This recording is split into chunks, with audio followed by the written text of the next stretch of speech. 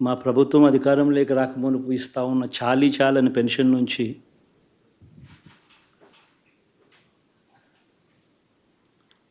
ఎంతో మంచి చేస్తూ అడుగులు వేసినా కూడా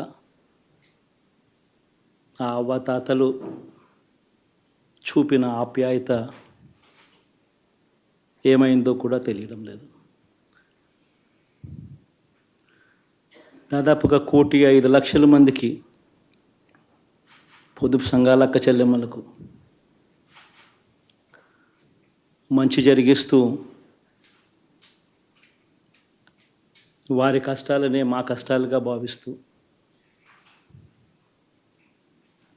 ఇచ్చిన ఏ మాట తప్పకుండా అన్ని రకాలుగా వాళ్ళకు అండగా ఉంటూ ఆసరాతో తోడుగా ఉన్నాం,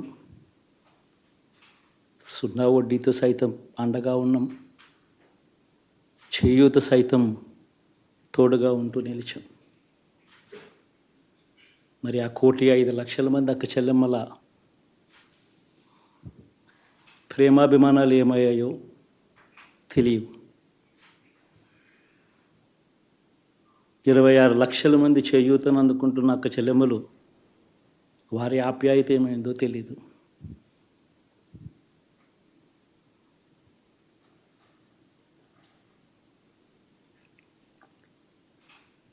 పిల్లల చదువుల కోసం ఏ తల్లి ఏ తండ్రి ఇబ్బంది పడకూడదు అని మొట్టమొదటిసారిగా పూర్తి ఫీజులు ఇస్తూ తీసుకొచ్చి అందగా నిలిచాం. చదువుల్లో ఎప్పుడూ చూడని మార్పులు తీసుకొచ్చాం. దాదాపుగా 12 లక్షలు మందికి సంవత్సరానికి మంచి జరిగిస్తూ ఆ పిల్లలు ఆ తల్లుల అభిమానం ఏమైందో కూడా తెలియదు.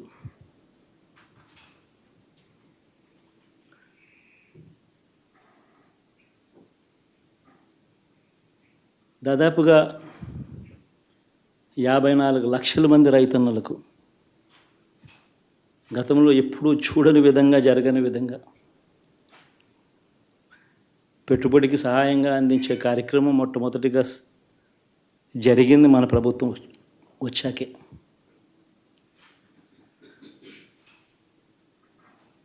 మరి అంతగా రైతన్నలకు తోడుగా ఉంటూ రైతన్నలకు రైతు భరోసా ఇవ్వడం కానీ,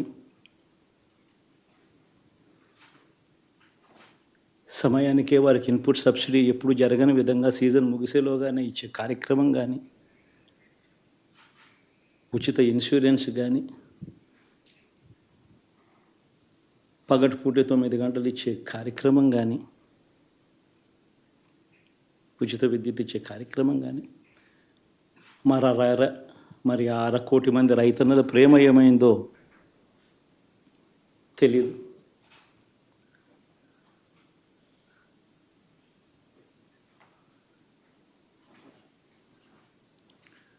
మరి ఇన్ని కోట్ల మందికి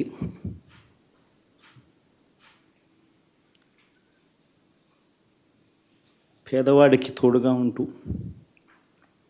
ఆటో డ్రైవర్లు నడుపుకుంటా ఉన్నవాళ్ళు ఆటోలు తోలుకుంటూ టాక్సీలు తోలుకుంటూ ఇబ్బంది పడకూడదని వారికి అండగా ఉంటూ ఓ వాహనమిత్ర,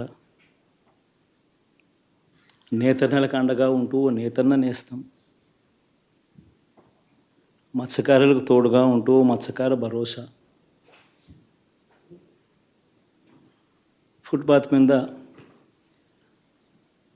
చిన్న చిన్న ఇడ్లీ షాపులు పెట్టుకొని నడుపుకుంటూ, చిన్న చిన్న బంకులు పెట్టుకొని నడుపుకుంటూ,